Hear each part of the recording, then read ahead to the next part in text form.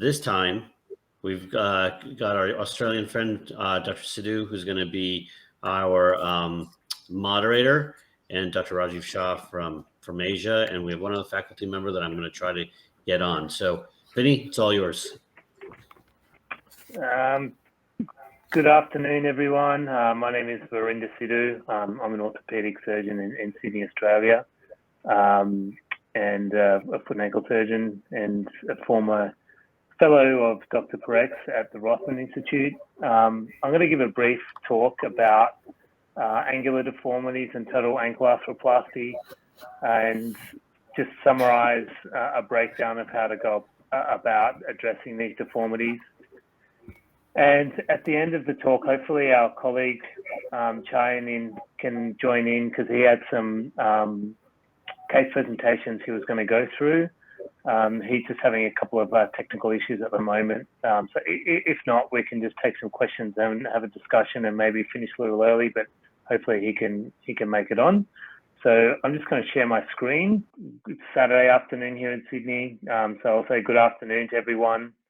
So I have no disclosures. So a bit of background about the topic.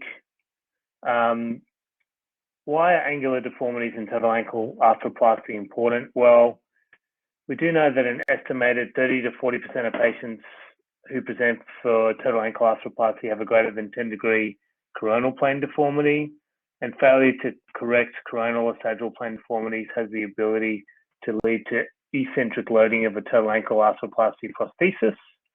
This can eventually lead to edge loading, polyethylene wear, loosening, and failure.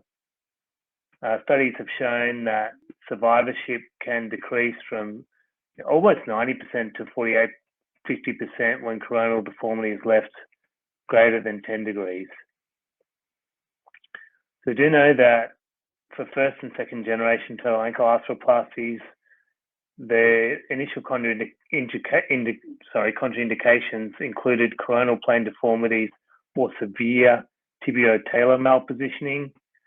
In these patients, unfortunately, open arthrodesis was the only option, as this was also a contraindication to arthroscopic arthrodesis. So with the design of newer implants and better implantation techniques, pre-existing angular deformities no longer present a contraindication to total ankle arthroplasty. So why was this a previous contraindication? Well, the initial total ankle replacements, such as the STAR or the Agility, their design did not lend themselves to long-term survivorship in patients with coronal plane deformities of greater than 15 degrees. Particularly the STAR prosthesis led to some edge loading problems on the prosthesis, and it was not recommended to undergo arthroplasty in these circumstances. So the most important thing when addressing angular deformities and total ankle arthroplasty is the location and degree of deformity. So there are generally three types. There's an extra-articular or proximal deformity. This can arise anywhere in the lower limb, but most commonly occurs in the knee or tibia. There's an intra-articular, which is often an incongruent deformity, or there's an extra-articular deformity that is distal to the ankle, such as arising from the foot subtalar joint. In terms of clinically evaluating these patients, on history, things that I look for are whether it's a static or dynamic deformity as described by the patient. If it's post-traumatic, I'm interested in knowing the nature of the trauma, when it occurred, what prior treatment the patient has had, including operations, method of fixation, previous infections, or previous wound healing issues. Other factors that are obviously always important to note, things that are going to affect surgical outcomes, such as diabetes, neuropathy, and whether this is static or progressive, and other past medical history, such as smoking. On physical examination, always compare to the contralateral side, always look at the entire lower limb from spine down to foot. Gait analysis is mandatory, and inspecting the lower limb for deformity. The level of the deformity clinically and the soft tissue envelope is important when planning for your total ankle arthroplasty. Always assess range of motion at the ankle and subtalar joint. So is total ankle arthroplasty the best option, or if this patient got a stiff ankle and subtalar joint, could they benefit from an arthrodesis rather than trying an arthroplasty? And then always examine adjacent joints, particularly the hip and the knee. In terms of radiography imaging, first step is always plain x-rays. So always look at weight-bearing bilateral x-rays. I always have the chance to get 3-foot standing views. This can look at overall limb alignment and where any proximal deformity may lie. Cross-sectional imaging is also important. So CT scans can help determine bone loss at the ankle joint if it's an intra-articular deformity and the need for bone grafting of these. Weight-bearing CT scan is an emerging technology, although access can be an issue. I know that we don't have, I think there's one in Sydney at the moment, and its clinical use is still questionable in how to correlate its use to clinical outcomes. MRI scanning is important to look at bone, namely looking for avascular necrosis of the talus, which is a contraindication arthroplasty, distal and of the distal tibia as well, and arthritis of the surrounding joints, and soft tissue structures such as the deltoid and tendons around the ankle. So now I'm going to talk about the different types of deformities as outlined in the introductory slide. So the first of these I'm going to mention is the proximal extra-articular deformity arising from the knee or the tibia. So extra-articular deformities that arise proximal to the ankle joint are most commonly post-traumatic in nature or from arthritis at the knee. These lead to coronal or sagittal plane deformities that can cause ankle arthritis and make treatment of ankle arthritis more challenging, and adequate alignment of ankle arthroplasty implants more difficult. They generally result in a congruent deformity, and the order of correction should always be addressing proximal deformities first prior to any total ankle arthroplasty procedure.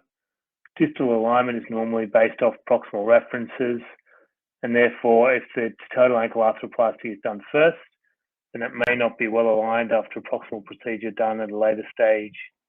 That's why I always try and address the proximal deformities first. Normally, in my practice, I'd normally do this as a staged procedure rather than a simultaneous procedure due to factors that we'll touch on a bit later. Focusing specifically on tibial deformities rather than deformities arising from the knee. These may be developmental, congenital, degenerative, or post-traumatic. Distal 1/3 tibial deformities have a more pronounced effect on ankle alignment and arthritis than proximal deformities. And sagittal plane deformities in the distal 1/3 of the tibia of up to 15 degrees can change contact pressures at the ankle joint by up to 40%. Deformities greater than 5 degrees are recommended to be corrected prior to total ankle arthroplasty, but obviously this depends on many factors, including the nature, degree of deformity, nature and degree of arthritis, and patient factors. In terms of correction, so proximal tibial deformities can be corrected via a high tibial osteotomy. Shaft deformities can be corrected at the apex and fixed with an intramedullary device or an external fixator.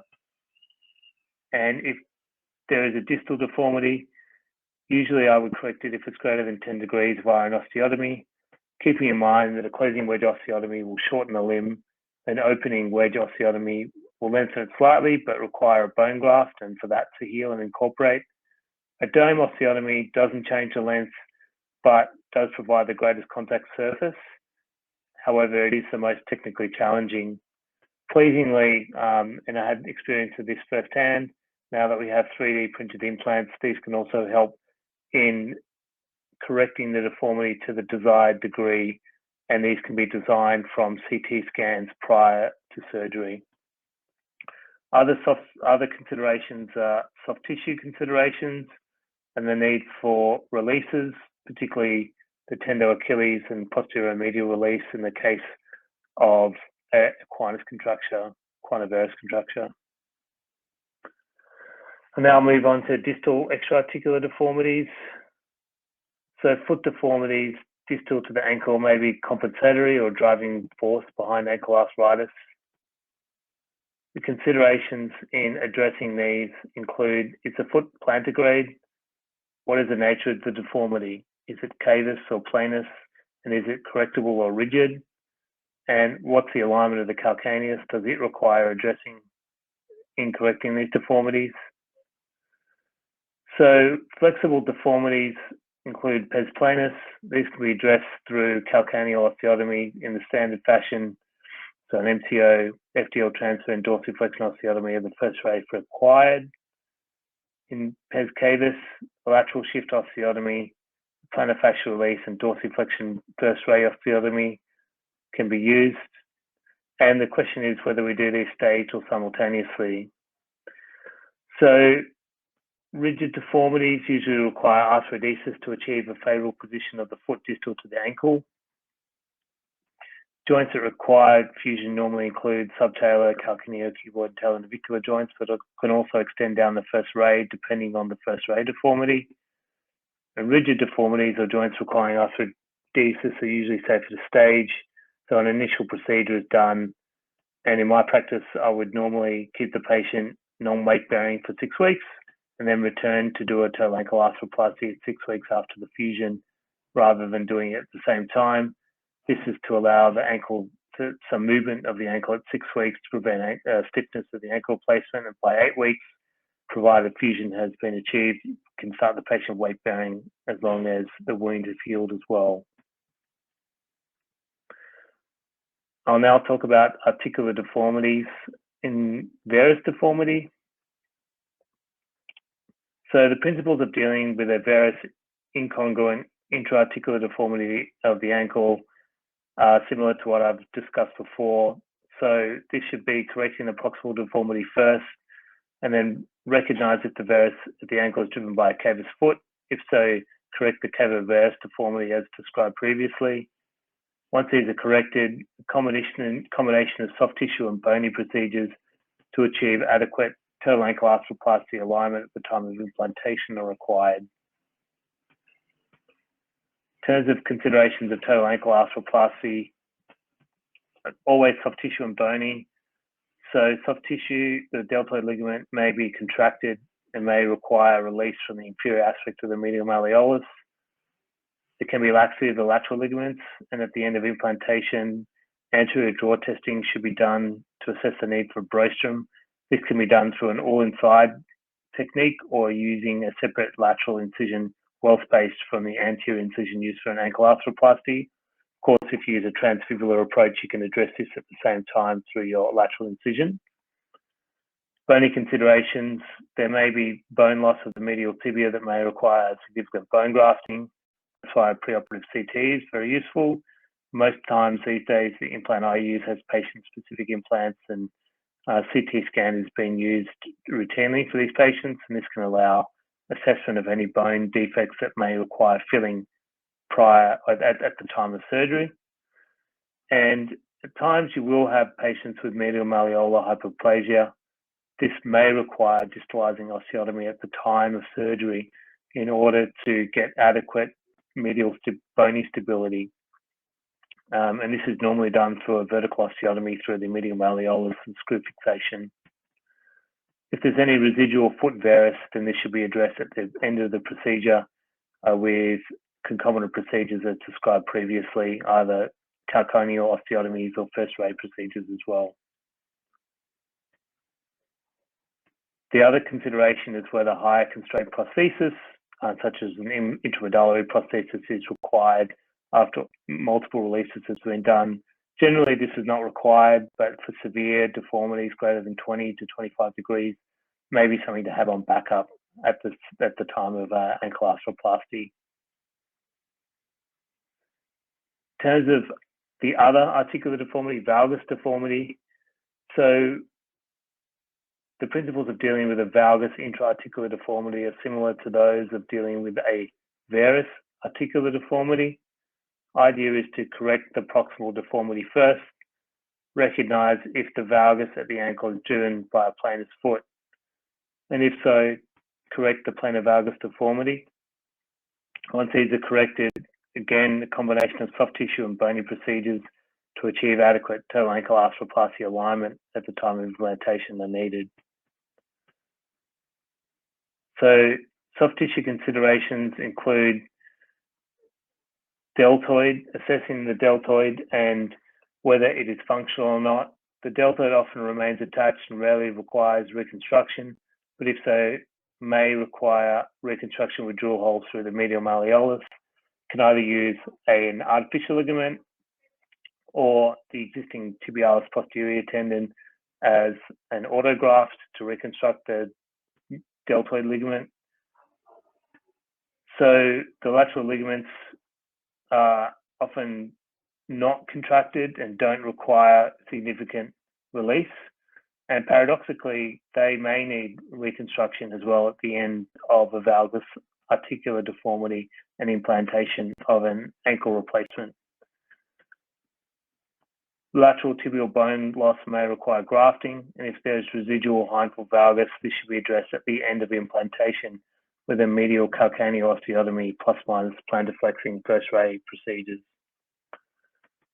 And at times, there may be a need for a higher constraint prosthesis and a larger polyethylene insert. So I'm just going to touch briefly on pro and recurvatum deformities as articular deformities, as these are not often discussed. Often we discuss coronal plane deformities, but do not discuss sagittal plane deformities. So the cause of recurvatum deformity at the level of the ankle joint is seen on these x-rays, generally due to anterior plafond where the talus is driven into the anterior tibia. This is combined with a tight posterior capsule and tendo Achilles. This leads to anterior subluxation and shortening. In terms of total ankle arthroplasty considerations when correcting a recurvatum deformity, these can be addressed with resection of the anterior bone, and this may lead to large posterior tibial amount of bone. This can often be hard to retrieve, but with enough patience and enough soft tissue release of the posterior capsule and PITFL, the posterior aspect of the tibial cut normally comes out quite nicely. Also may need to do this piecemeal as well. Tendo Achilles lengthening and gutter debridement are normally required. In terms of procurvatum deformities, are seen in posterior subluxation of the talus. This is the least common of all articular deformities. This often leads to posterior escape and posterior migration of the talus, can lead to a contracted tendo Achilles, and considerations in dealing with total ankle arthroplasty include that the distal tibial resection is normally based from the posterior ledge of the tibia. So a lateral x-ray at the time of distal tibial resection is mandatory, and the anterior distal tibial resection is generally larger. There can be significant posterior osteophytes that may need to be removed, and the posterior capsule release and tendo Achilles release is often required. So in terms of a brief review of the literature regarding the outcomes of ankle arthroplasty and coronal and sagittal plane deformities. So a number of studies have investigated angular deformities and total ankle arthroplasty outcomes. Most have been articular coronal plane deformities. And this is beginning to challenge the idea that coronal articular deformities, or abolish the idea that coronal articular deformities greater than 15 degrees are a contraindication to total ankle arthroplasty. So there's a study published in BJJ by Daniels et al., Tim Daniels, from 2021. This looked at an observational study of patients with valgus of greater than or equal to 15 degrees and a matched cohort of controls of less than 15 degrees. So 50 patients in each group. This is a one-surgeon study and reviewed results that there was similar improvement in patient-reported outcome measures. There was an increased number of secondary procedures in the valgus group, so patients with greater than or equal to 15 degrees of articular valgus, and there was a higher reoperation rate in the valgus group. There was similar number of secondary fusions in both groups. So that reassures us that patients undergoing ankle arthroplasty for a high degree of valgus can successfully undergo ankle arthroplasty, provided that the ankle is balanced at the end of the procedure. This may require secondary procedures, and that it is not a contraindication to ankle arthroplasty.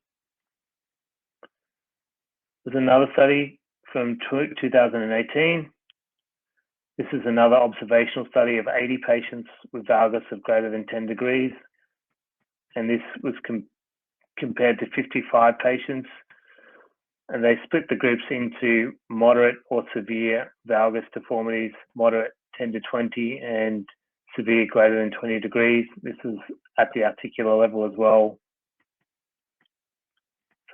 The results demonstrated that there was no difference in patient-reported outcome measures and revision or reoperation rates between groups in terms of the controls and the patients with valgus greater than 10 degrees.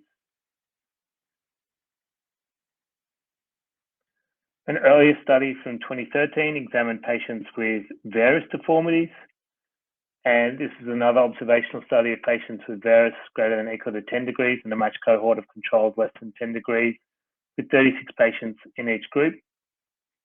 One surgeon. Results demonstrated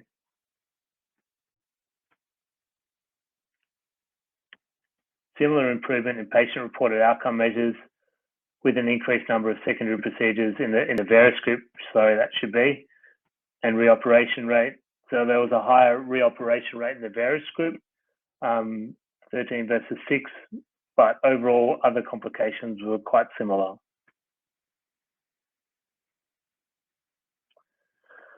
And then there was a comparative study of coronal plane deformity on ankle arthrodesis and ankle arthroplasty from 2021, published in FAI.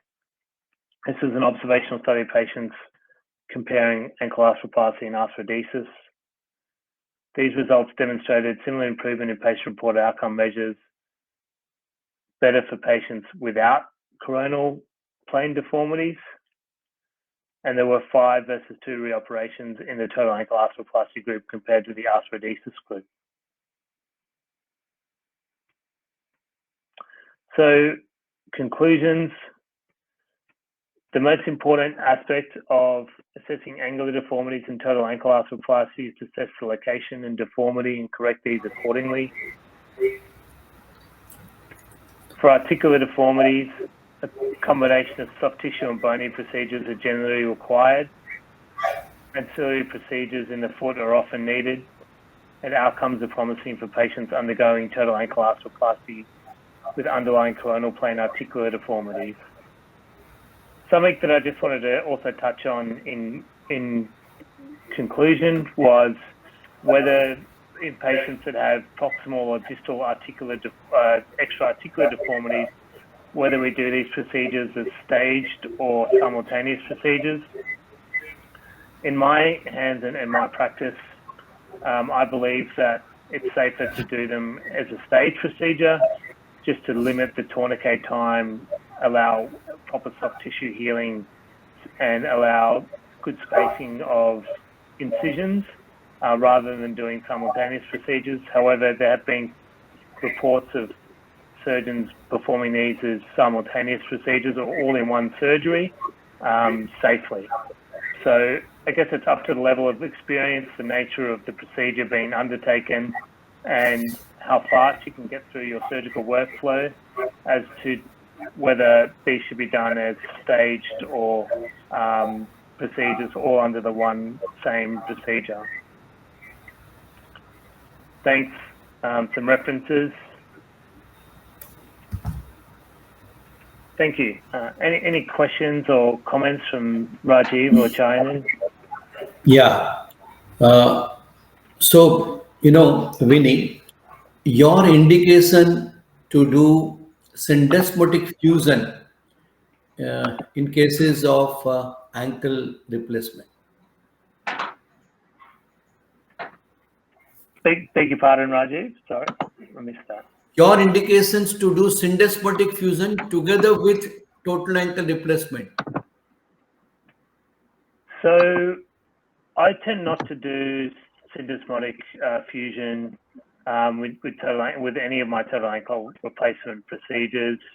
I find that the prosthesis that I'm using at the moment doesn't require it, doesn't add any further stability, and it just would lengthen the complexity of the procedure as well.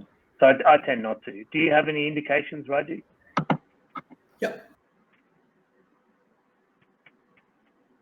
In the post-traumatic cases where you have the a lateral support, or there is some evidence of osteophytes into the gutter, you have a TBO or a fibulo-talar kind of an osteophyte or arthritis.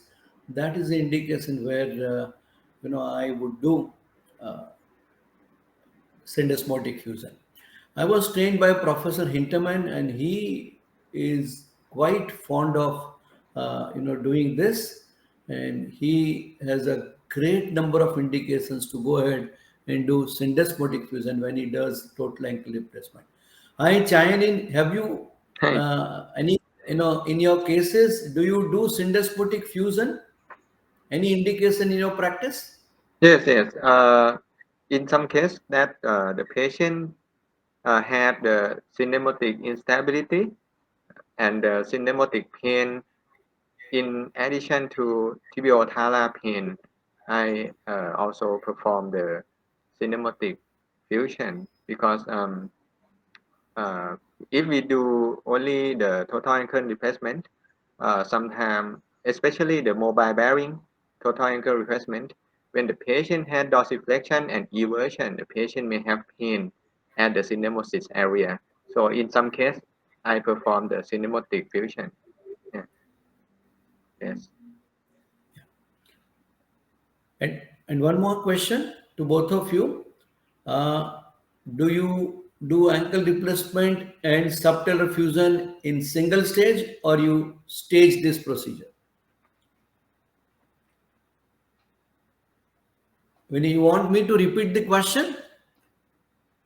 Yes, please. Yeah. Yeah. So in a case where you are obliged to do subtalar fusion over and above total ankle replacement, do you stage it or do you do at the same stage? Generally, I would do the subtalar fusion first, and then as a stage procedure, and then go in at 6 weeks and do the total ankle replacement.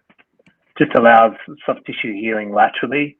Then I can generally see if the subtalar fusion is progressing on to fusion, and then safely go back and do the total ankle replacement. It also allows me to realign distally, so that proximally I can reference and replace the ankle in a stable position. You wait for how many months?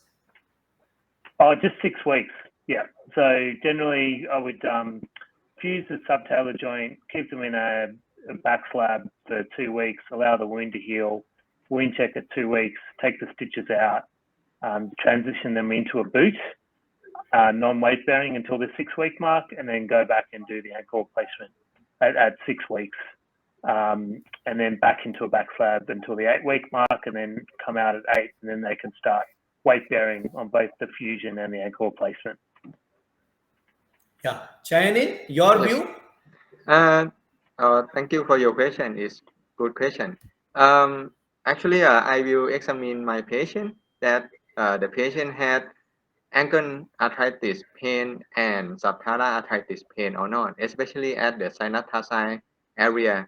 If the patient had pain and the X-ray shows significant arthritis, I will proceed the simultaneously total ankle replacement and subtalar fusion. But normally I will perform subtalar joint surface preparation first and adjust the position into the good position first, and then I will temporarily fix with the cushioner Y, and after that I will perform total ankle replacement. And after I complete total ankle replacement, I will definitely fix with the screw at the end of the procedure. But if you have the question that the patient has subtalar joint arthritis or not, maybe sometimes it's not obvious case, I will perform weight-bearing CT to confirm that the patient had subtalar arthritis significantly or not. But if I found it significant change of arthritic surface of the subtalar joint, I will perform, like I said, simultaneously subtalar fusion and total ankle replacement. Okay. Have you had any cases where you observed avascular necrosis of talus? Doing both together? For me, okay. Avascular necrosis of the talus. Yes, I saw in some case. But I think if the AVN normally is not the totally avascular necrosis for 100% of the talus, maybe just the upper area of the dome. If the involvement area did not exceed 50% of the talar dome, I mean at the upper part, I still perform total ankle replacement. But if it exceeds 50% of the talar dome, especially the upper part, I may not perform the total ankle replacement. I may perform other procedures like total talar replacement or tibial-talo-calcaneal arthrodesis instead. Okay, thank you.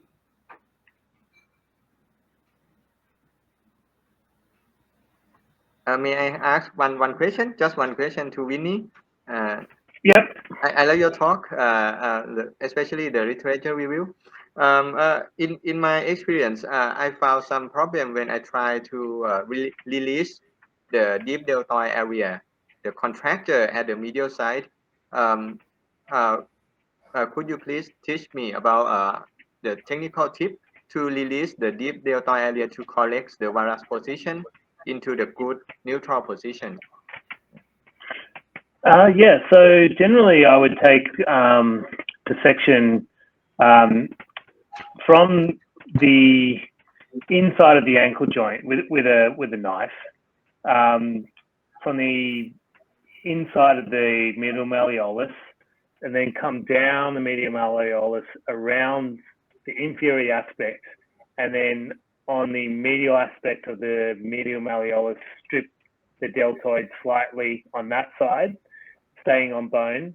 Once I've done that, place a bristow or a cob on the inferior aspect of the medial malleolus all the way posteriorly until I can see the posterior tibial tendon, and then just leave it down. And that's generally enough to release the medial the deltoid to allow correction of the talus, so it's parallel to the distal tibia. I can see Rajiv has his hand up there. Yeah, I like to do a flip osteotomy of the medial malleolus, which gains with the length, and I'm pretty sure that I've really lengthened and released the deltoid. Thank you. Osteotomy. Okay. Yeah. Okay. I have less experience doing the osteotomies, and generally would only consider doing it for like hypoplasia or a severely worn medial malleolus. Okay. So, anyone out of you do distal tibial oblique osteotomy when you have a coronal plane deformity which is less than 10 degree? Distal tibial oblique osteotomy, which goes into the tibiofibular region, and Yeah. you don't need fibular osteotomy for that. Yeah, I used to do it. I perform it for maybe 2 cases. I think it is good procedure to correct the deformity without fibular osteotomy. but the limitation to perform this surgery is the villus malalignment did not exceed 10 degrees, I think. Yeah. Yes. Yeah. How about you, Winnie? Yeah, I guess it depends on the overall alignment of the joint on like weight-bearing X-rays relative to proximal references. So, you know, if it is less than 10 degrees, I'd probably just correct it through the joint, through my cuts through the joint, and they had arthritis, rather than doing a distal osteotomy. I think. And then if it was greater than 10 degrees, then I would do a fibular osteotomy as well. So tend to do for varus, I tend to do an opening medial wedge so as not to lose too much length, and it's also way easier to access medially than it is coming around laterally. So that's generally my preference.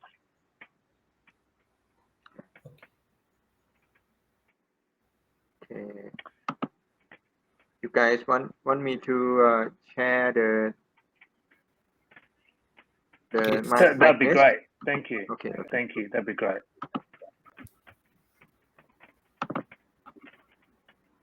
All right.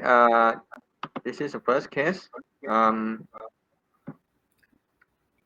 you, Chayanin, can you Yes. switch on the view which shows the complete slide? Slideshow. Okay, I will try. Now, did you see the slide? No. Already. You could go from main menu. Go to the main menu, slideshow, and select from beginning. There is a slideshow. No.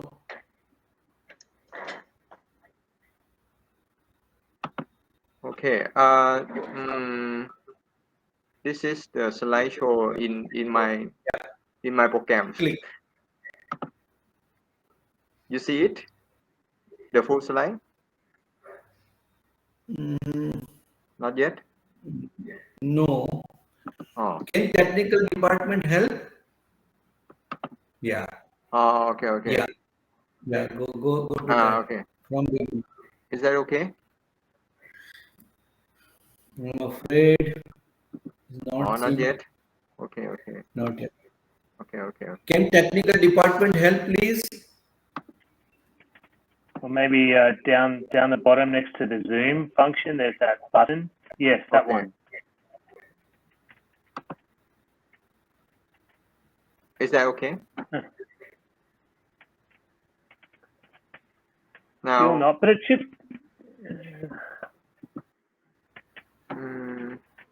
I think we can all still see it, so it might be worth just continuing on with what we have. Yeah. I will try. Okay. This is the case.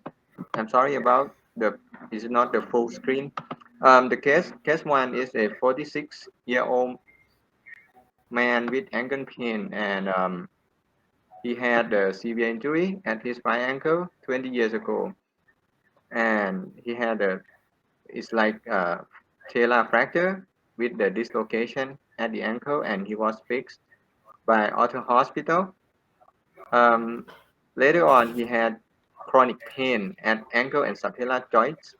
His work is like engineer. It's not a labor work.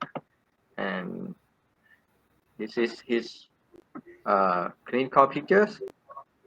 He had a PSK and the old scar over here at the medial side of the ankle. And this is the X-ray. He had some vascular necrosis at the upper part of the telanome, and this is the old screw that previous doctor left in his ankle.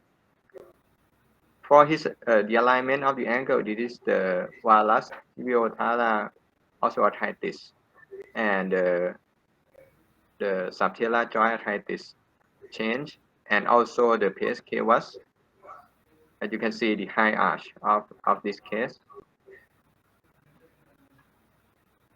And in this case, I send the weight-bearing CT to make sure that the subtalar joint have the severe arthritis. Also at the weight-bearing alignment to see I think the subtalar joint has some kind of the vallus alignment also, and the ankle joint has the end stage, also arthritis. So in this case, I perform, you want me to proceed, right? I perform the total ankle replacement in this case. As you can see here, I use the mobile bearing system. And here is the video from the same kind of case that you can see.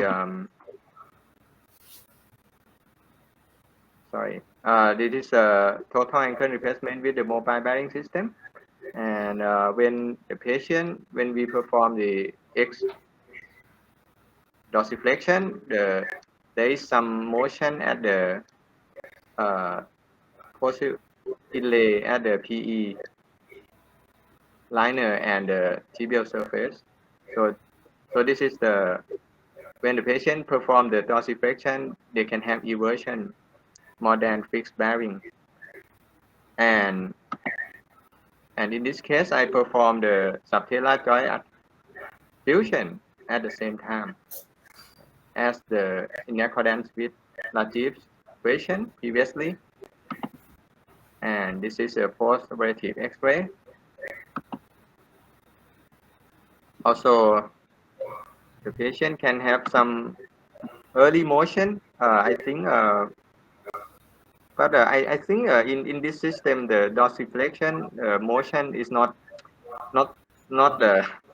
so much as I expect. I like to have more dorsiflexion degree than this, but in this case is post-traumatic case with the previous severe injury. I think the stiffness is quite a lot before the surgery, so it's a bit difficult to recover the full dorsiflexion as in normal patient.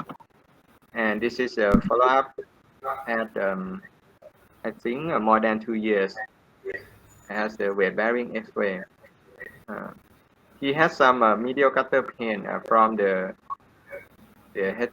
It's like a medial gutter disease or some heterotopic ossification over here. By the way, he can walk. He can go back to work.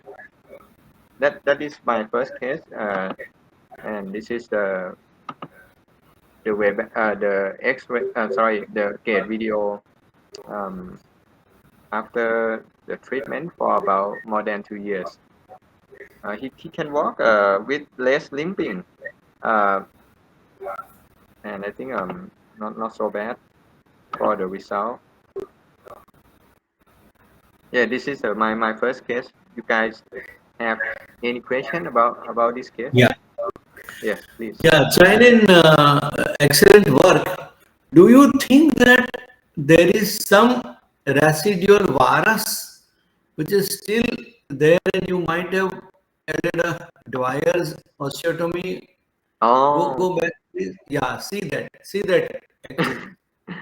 Yes, I agree. Maybe some some degree of residual virus. I perform the subtalar fusion and I try to reduce the calcaneus to be into valgus position as I can. But if you see in the more tight view in the midden picture, I think that the calcaneus go a bit valgus in accordance with the midline alignment of the tibia already, but may not be enough that much. By the way, the patient did not complain that much for the residual high arch symptom. Yeah, but I agree with you. Some residual. Maybe some more Yeah. medial release. Yeah. Maybe some more medial to release and plication and stronger plication and lateral ligament reconstruction. Maybe use of a brace and reconstructing strongly the lateral ligament. Yeah. But great case. Oh, thank you. How about Winnie? Do you have any No, I think it looks recommendation great. for me? No, I think it was perfect. Like, well done. Yeah, tough case. You know, post-traumatic. Obviously had significant tibiotalar and subtalar arthritis. Clinically, it looks like the patient's doing very well. So, and the implant looks stable. So, yeah, good case. Thank you so much. Okay. Actually, Chayanin, yes. yeah, a comment. Yeah. I use in India, we have the only ankle replacement which is available is that of Hintermann's H2 and H3. So Okay. for me, if I am to do subtalar fusion together with this, the implant itself have these screws, holes for the screw through which you can push the screws into and fuse the subtalar joint together with that. Okay. Got you. Yeah, that's good. Yeah. Actually, in this case, the most difficult part is the the initial step that to remove the residual screw from orthodontor's operation, and it consumes a lot of bone out from the talus, and I need to pack some bone graft from the tibial cutting surface bone inside to grafting. Yeah, but okay. Yeah, so I will go to the next case because we have maybe 13 minutes from now. Is 67-year-old man with ankle pain.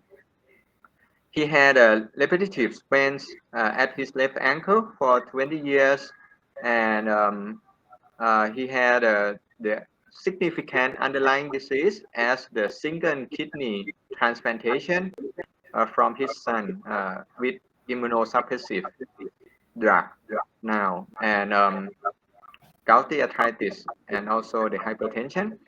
And he has also had a peroneal tendon dislocation off and on, and lateral ankle instability also at the left side.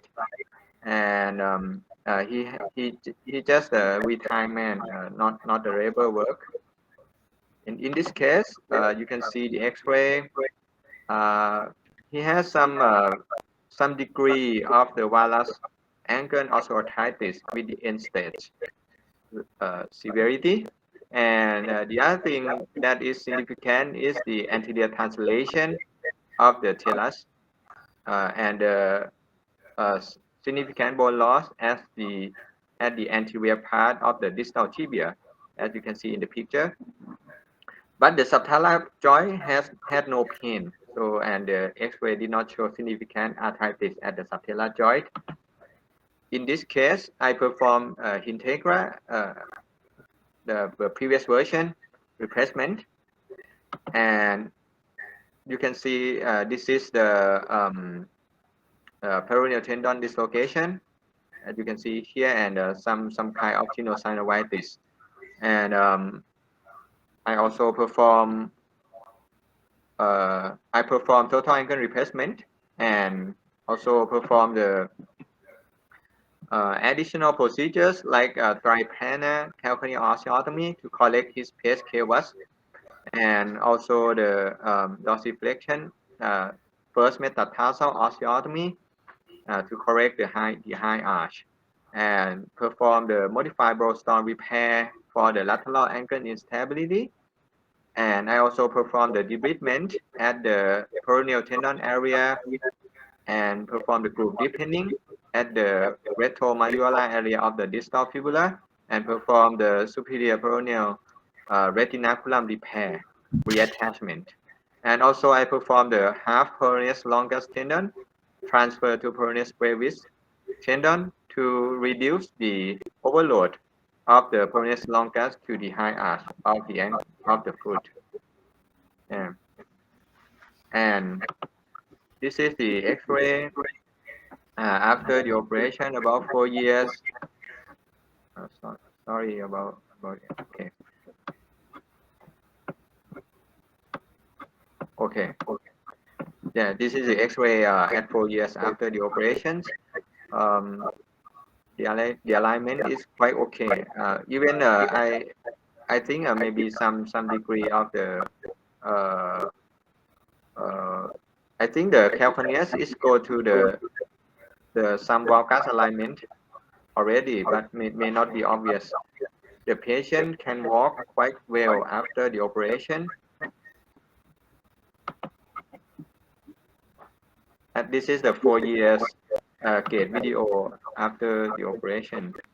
The patient did not have the significant complication regarding his kidney after the operation, and he walks quite well with no recurrent instability on the lateral side and no recurrent peroneal tendon dislocation after the surgery. The ankle joint had no pain after the operation at 4 years follow-up. And this is a challenging case for me because he had several problems of the malalignment of the ankle, such as the valgus alignment and the anterior translation of the ankle, and also the ligamentous instability, and also his comorbidity like a single kidney disease with the immunosuppressive medication. So it's challenging to avoid the infection in this case after the operation. And this is the second case. Okay. Do you have any comments or advice for me in this case? Thank you. I think that's an excellent example of some of the ancillary procedures that you need to undertake in the challenging articular deformities. So to get it to the well-aligned, well-balanced ankle replacement, so it's not only implanting it in the correct position of the tibia and the talus, but making sure that the alignment stays there over time. So, distal bony procedures to get the hind foot out of the varus, and also to get the first ray well aligned, and also soft tissue balancing around the ankle to produce dynamic and static stabilizers around the ankle joint. Obviously, patient's done very well, and it's difficult to tell which side has had the surgery on that video of him watching. So I think another excellent case. Thank you. Great case, Chayanin. With two small this thing. Yes. How could you bring talus back onto the tibia? Oh, okay. Yeah. Actually, in this case, I set the position. I set like a bunch of the sheet. I mean, like a pillow on the underneath the calf, but not underneath the heel. So I let the foot go down to the floor of the surgical table by the gravity. And at that time, I performed the bone cutting for the total ankle replacement in that position. I think it's like a natural reduction for this case.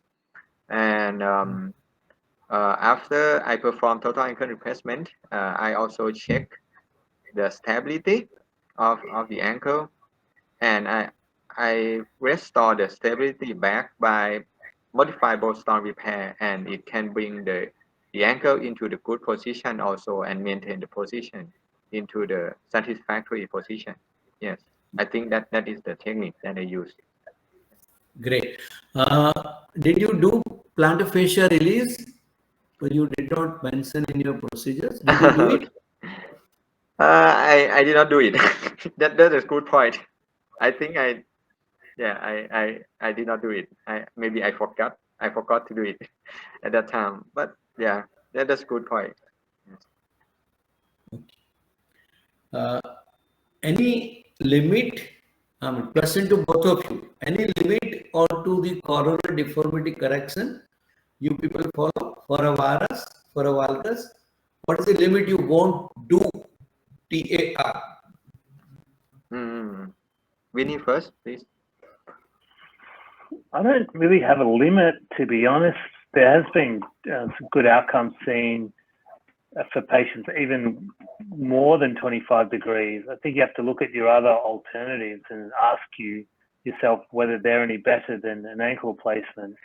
So the other alternatives would be a fusion. There is some evidence to suggest that in a well-balanced ankle placement, no matter the deformity, that patients have good outcomes in comparison to a fusion. So I don't have a hard cutoff, but it does depend on like bony soft tissue factors and patient factors as well. Yeah. That's a good question. Yeah, I think it's a good question. To me, I think one thing that I think it is the limitation to do the total ankle replacement is the avascular necrosis of the talar dome. More than 50%. I think it's difficult to restore the bony support of the talar component. That is one thing that I think it is the obstacle to do TAR. And the second thing is the supramalleolar deformity. I think we can manage it. I think we can correct it if it is not severe, like villus more than 20 degrees. I mean extra-articular supramalleolar deformity. But if the inframalleolar deformity, for example, the very severe pes cavus or villus position of the subtalar joint, or the case like a rigid cavus, I think it may be contraindicated to do the TAR, because we may need to perform a lot of additional procedures like a lambri-nudi operation or something like that, and it's quite difficult to restore the alignment of the tibio-talar joint back to neutral, in my opinion. Yeah. Excellent cases, guys. Great talks. Fantastic. I love the perspective from 3 different continents here, so I appreciate it. Thanks. We're going to wrap up, and in 2 minutes we'll get started at the top of the hour.